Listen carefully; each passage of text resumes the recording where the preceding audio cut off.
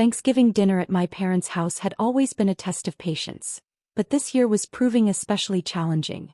My brother Derek had been making pointed comments all evening about my mysterious lifestyle and secretive behavior, working himself up to something. I could see it in the way he kept glancing at his phone, that self-satisfied smirk playing at the corners of his mouth. "So, little brother," Derek said, setting down his fork with exaggerated casualness, "I finally figured out what you've been hiding."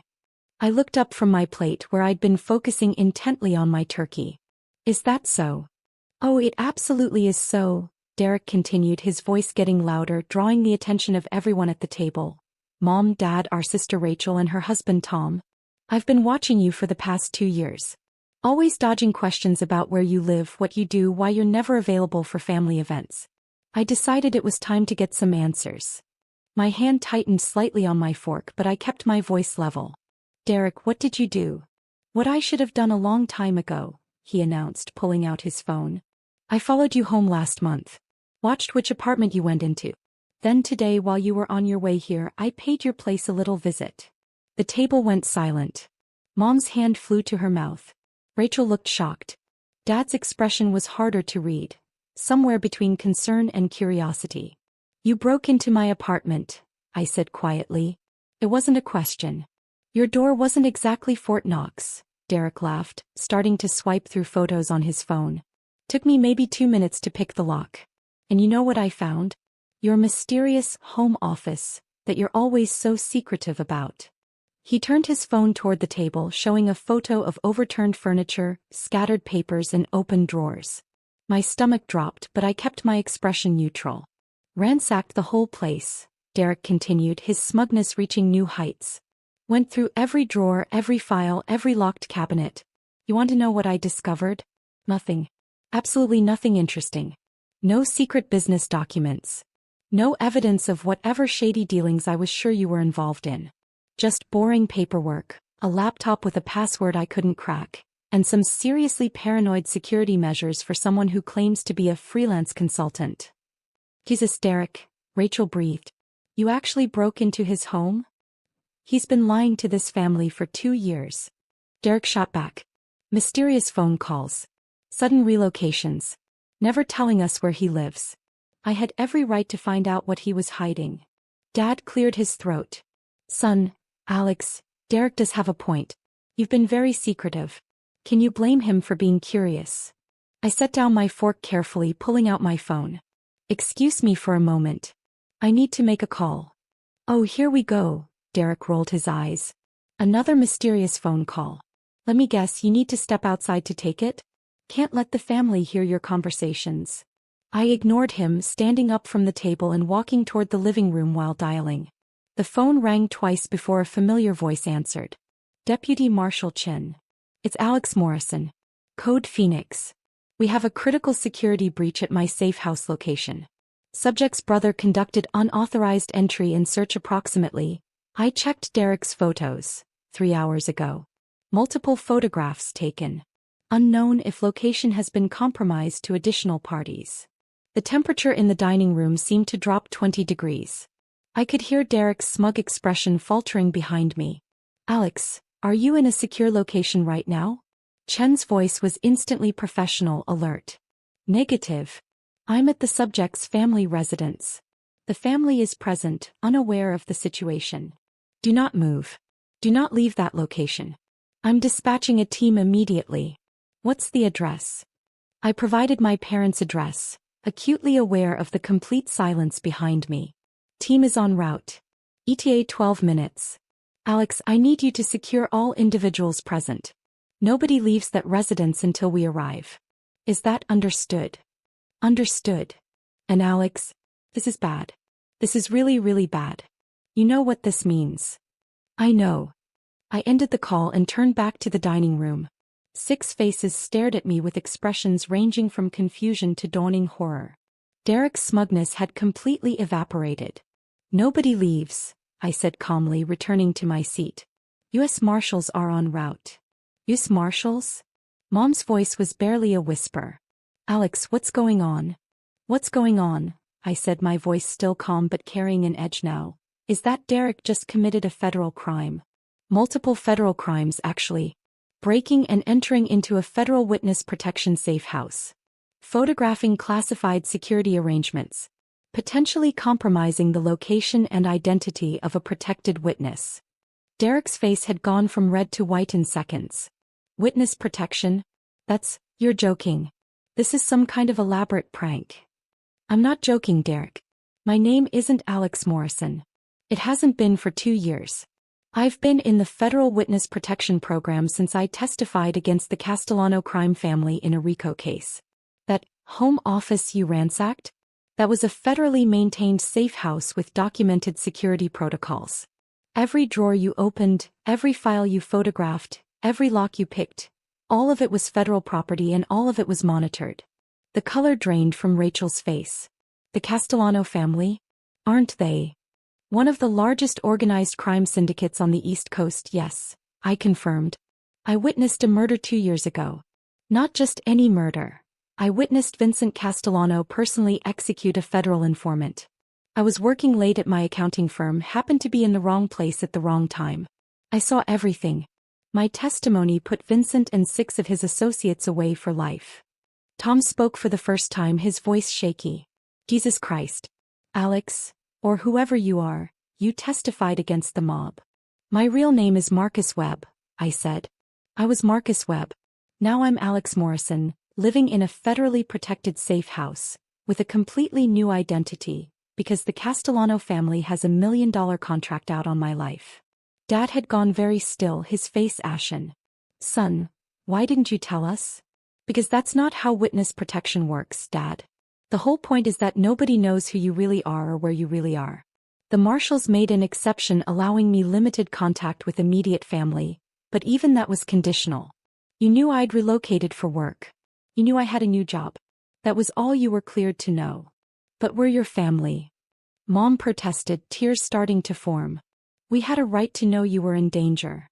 No, Mom, you didn't. Because the moment you knew, you became a potential security risk. Every phone call becomes a liability. Every family gathering becomes a tactical concern. The marshals advised complete separation, but I negotiated for limited contact because I didn't want to completely disappear from your lives. Now I'm realizing that might have been a mistake. Derek found his voice again, though it came out strangled. I didn't know. How the hell was I supposed to know? You weren't supposed to break into my home, Derek. You weren't supposed to stalk me, follow me, and conduct an illegal search of my residence. Those are things normal people don't do, federal witness protection or not. You've been so secretive. Derek's voice was rising with panic now. Always dodging questions, never being available, acting like you had something to hide. I thought you were involved in something illegal or having an affair or, I don't know, but not this. So your solution was to commit multiple felonies to satisfy your curiosity, I said flatly. How did you think this was going to end, Derek? What was your best-case scenario? He had no answer. Rachel leaned forward, her voice urgent. Alex, Marcus, whoever you are. What happens now? What are the marshals going to do? At minimum, Derek will be arrested and charged with breaking and entering, tampering with federal property, and potentially compromising a protected witness. Depending on the prosecutor, he could be looking at 5 to 10 years in federal prison. The photographs on his phone will be seized as evidence. His electronics will be forensically examined to determine if he shared the information with anyone else. He's your brother. Mom cried. Surely you can explain that he didn't know, that it was just a misunderstanding. Mom, there's no, just a misunderstanding in federal witness protection. Derek broke into a safe house that's part of an active protection program. Even if he genuinely didn't know what it was, the security breach is real.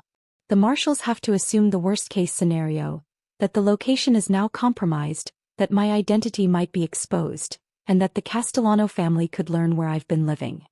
But he wouldn't tell anyone. Dad insisted. Derek, tell them you haven't told anyone about this. Derek's silence was damning. Derek. Rachel's voice was sharp. Derek, who did you tell? I might have mentioned it to a few people, Derek admitted, his voice barely audible.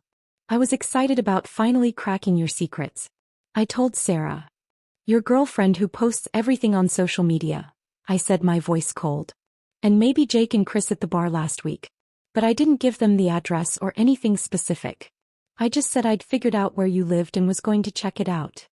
I closed my eyes, feeling the full weight of the situation settling over me. Derek, do you understand what you've done? You told multiple people that you'd located your brother who'd mysteriously relocated 2 years ago. You told them you were going to break into his apartment. Then you took photographs and, I'm guessing, shared them with at least some of those people. Derek's continued silence was answer enough. Sarah, Jake, and Chris, I continued. 3 people who now know that Alex Morrison, who lives at a specific apartment complex, is somehow connected to Derek Morrison's mysteriously relocated brother. How long do you think it would take a professional investigator, or a professional hitman, to connect those dots? I didn't mean, Derek started. It doesn't matter what you meant. I snapped, my composure finally cracking slightly. Intent is irrelevant when you've potentially exposed a federal witness to organized crime assassins. The Castellano family has resources, Derek.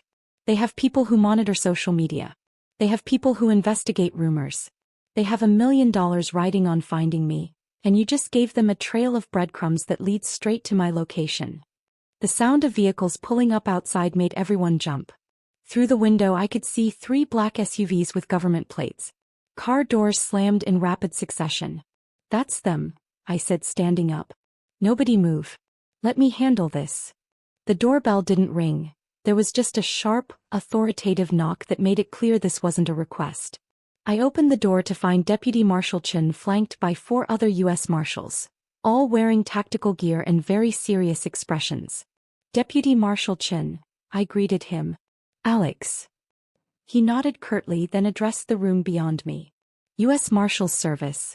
Everyone remain seated with your hands visible. We need to secure this location and question everyone present. The marshals filed in with practiced efficiency. 2 immediately moved to secure the exits. Another began photographing the scene. Chin approached the dining room table where my family sat frozen. Which one of you is Derek Morrison? Chin asked, though his tone suggested he already knew. Derek raised his hand shakily, just like he had when he was a kid being called on by a teacher. That's me. Mr. Morrison, I need to see your phone. Now. Derek handed it over without protest.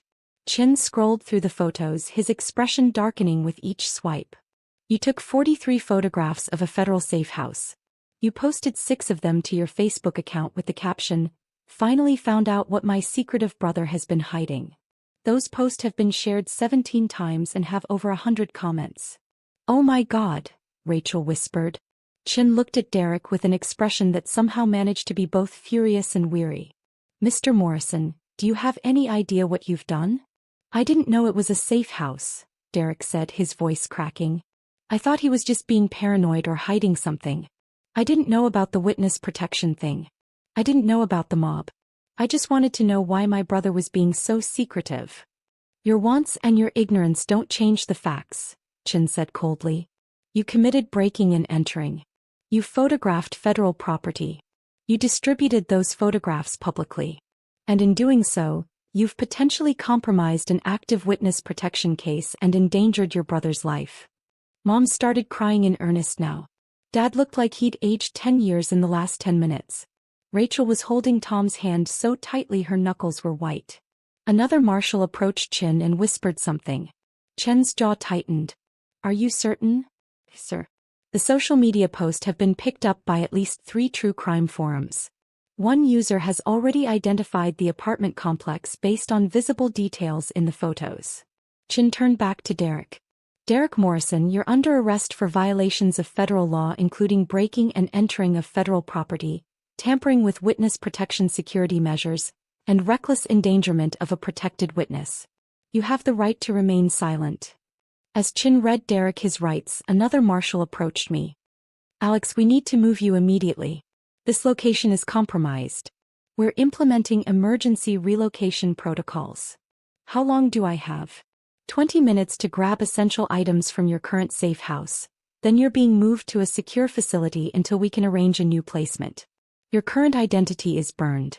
We'll need to start over with a new name, new location, new everything. I nodded, having known this was coming the moment I understood what Derek had done. What about my family?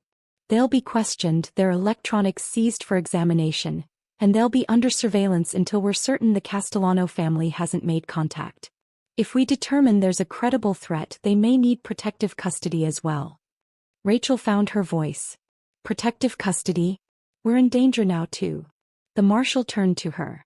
Ma'am, your brother posted photographs of a federal safe house on social media.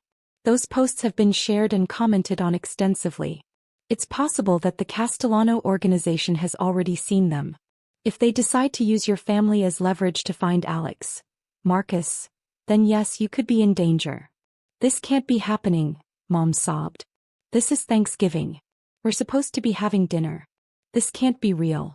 Mrs. Morrison, Chin said, his voice slightly gentler now. I understand this is overwhelming. But I need you to understand the gravity of the situation. The Castellano family is not a group of petty criminals.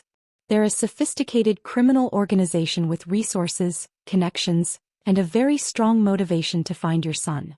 Vincent Castellano is serving 3 consecutive life sentences because of Marcus's testimony. His brother, Anthony Castellano, has publicly sworn revenge. The $1 million contract on your son's life is very real, and the people who want to collect it are very dangerous. What happens to Derek?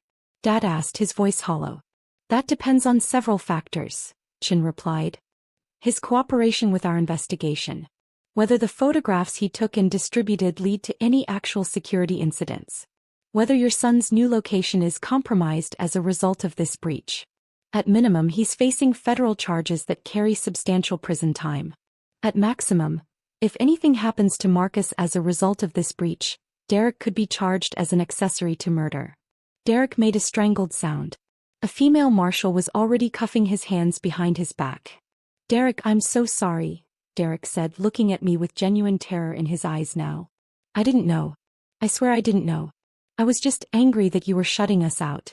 I thought you were being selfish or hiding something bad. I never imagined. I know, I said quietly. But knowing you didn't intend this outcome doesn't change the fact that it's happening. You made a choice to break into my home. You made a choice to photograph it. You made a choice to post those photographs publicly. Every one of those choices led directly to this moment. What happens to you? Rachel asked me, tears streaming down her face. Do we ever see you again? I don't know, I admitted. The marshals will have to assess the risk level. If they determine that continued family contact is too dangerous, then no. You won't see me again. I'll simply disappear, and Alex Morrison will cease to exist along with Marcus Webb. That's not fair, Mom protested. You witnessed a crime. You did the right thing by testifying. Why should you be punished by losing your family? Because the alternative is being dead, Mom. The Castellano family doesn't forgive and they don't forget. I knew the risks when I agreed to testify. I made peace with potentially losing everything 2 years ago. I'd hoped I could maintain some connection with all of you, but Derek's actions tonight have made that impossible. The marshal who'd been talking to me earlier returned. Alex, we need to move. No. Our surveillance team has picked up unusual activity near your safe house. We can't confirm it's Castellano related, but we're not taking chances. I nodded, then looked at my family one last time. Mom was still crying. Dad looked broken. Rachel was holding herself together, but barely. Tom just looked stunned, like he couldn't quite process what was happening. And Derek, now handcuffed and flanked by marshals, looked like his entire world had collapsed. I'm sorry, I said to all of them. I'm sorry I couldn't tell you the truth. I'm sorry my situation has pulled you into something dangerous. And Derek, I looked at my brother directly, I'm sorry that your curiosity and your inability to respect boundaries has led to this. I hope you understand eventually that this isn't something I'm doing to you. This is something that's happening because of choices you made. Please, Derek whispered. Please don't let them take me. I'm your brother. You were my brother when you decided to break into my home, I said, my voice steady despite the pain in my chest. You were my brother when you posted those photographs online. You were my brother when you told multiple people about your plans. Being my brother didn't stop you from doing any of those things. It doesn't erase the consequences now. Chin gestured to the marshals holding Derek. Get him out of here. Take him to the field office for processing. I'll be there shortly to conduct a full interview. As they led Derek out, he twisted to look back at me one more time. I'm sorry. I'm so sorry. I didn't respond. What was there to say? After Derek was gone, Chin addressed my parents and Rachel. All of you will need to come to our field office to provide statements. Your phones, computers, and any other electronic devices will be seized for examination. You'll be asked to provide detailed information about everyone Derek might have told about this situation. Do you understand? They nodded numbly. We'll also be placing surveillance on your homes and monitoring your communications for the next several weeks at minimum. If anyone contacts you asking about Alex Morrison or Marcus Webb, you report it immediately. If anyone you don't know starts showing unusual interest in your family, you report it immediately. If you notice anything suspicious, anything at all, you report it immediately. Your lives may depend on it. Deputy Marshal Chin, Rachel said, her voice shaking, is my family really in danger? Is this really as serious as you're making it sound? Chin looked at her with an expression that was almost sympathetic. Ma'am, I've been with the Marshal's service for 15 years. I've worked witness protection cases that whole time. The Castellano family is one of the most dangerous organizations we deal with. They've killed federal witnesses before. They've killed witnesses' family members before. They've killed people who were even tangentially connected to cases against them. So yes, this is really as serious as I'm making it sound. Maybe more serious. He turned to me. Alex, we need to go. Your escort is ready. I looked at my family one last time. I love you all. I'm sorry it ended like this. Take care of each other.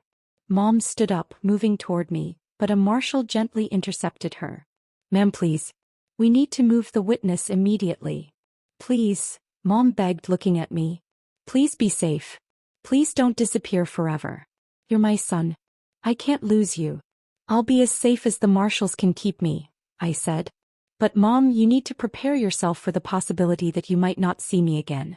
Derek didn't just compromise my location, he compromised everything. My entire identity might need to be buried and rebuilt from scratch. Chin put a hand on my shoulder. Time to go. I followed him out to one of the SUVs, flanked by armed marshals. As we drove away, I looked back at my parents' house, watching my mother collapse into my father's arms on the front lawn, Rachel and Tom standing helplessly beside them. In the SUV, Chin handed me a tablet. We need to start documentation of everything you remember about the safe house setup, your routines, anyone who might have seen you regularly. We're also going to need a complete list of everything Derek had access to. He photographed everything, I said. Every room. Every drawer he opened. All the security measures I'd installed. We know. We've already started analyzing the photos. The good news is that most of the security measures aren't visible in the images. He didn't know what to look for. The bad news is that the layout is clear, and anyone with experience could use that information to plan an approach. What are the chances that the Castellano family has already seen the photos? Chin hesitated. We're operating on the assumption they have. It's been 3 hours since Derek posted them. That's more than enough time for the information to reach interested parties. So my safe house is completely compromised. Not just your safe house, Alex. Your entire identity in that city is compromised. Every place you regularly visited, every person you interacted with, every routine you followed, all of it has to be considered burned. We're starting over from scratch. I nodded, feeling the weight of what that meant. 2 years of building a life, creating an identity, establishing routines. All of it gone in a single afternoon because my brother couldn't respect boundaries. What happens to Derek? I asked. That's up to the federal prosecutor, Chin replied. But between you and me, he's looking at serious time. Breaking and entering of federal property alone is 5 years. Add the witness protection violations, the security breach, the social media distribution, he could be facing 10 to 15 years, easy. If anything happens to you as a result of this breach, those charges escalate significantly. He didn't know what he was doing. Doesn't matter. Ignorance isn't a defense for federal crimes. He made a conscious choice to break into your home. He made a conscious choice to photograph everything. He made a conscious choice to post those photographs publicly. Every single one of those choices was illegal, witness protection or not. The fact that his illegal actions compromised a federal witness just makes it exponentially worse. We drove in silence for several minutes before Chin spoke again. For what it's worth, Alex, I'm sorry. I know you negotiated hard to maintain family contact. I know how much it meant to you. This is a worst-case scenario. It is what it is, I said. I knew the risks. I just didn't expect the threat to come from my own brother. Family is often the weakest link in witness protection, Chin said. Not because they're malicious but because they don't understand the stakes. They think they have a right to information, a right to know where you are and what you're doing. They don't grasp that those rights can get you killed. My phone buzzed, the encrypted phone the marshals had provided. A message from the relocation team, apartment clear. Packed essentials. Ready for transport to temporary facility. That's that then, I said. Alex Morrison is officially dead. We'll create a new identity for you, Chin assured me. New name, new location, new background. We'll do everything we can to keep you safe. I know you will.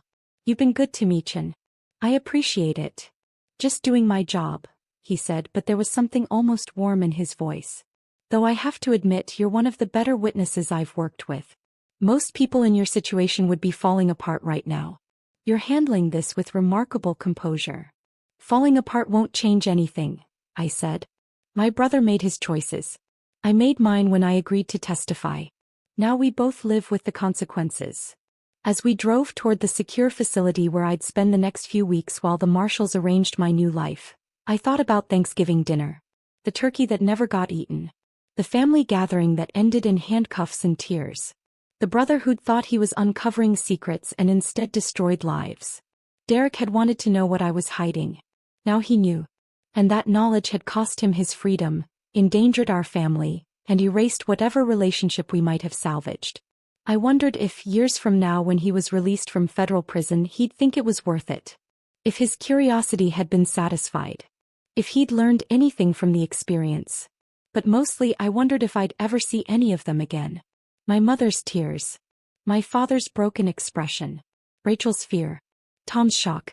Those images would be the last memories I had of my family as Marcus Webb. Tomorrow I'd wake up with a new name in a new place with a new life.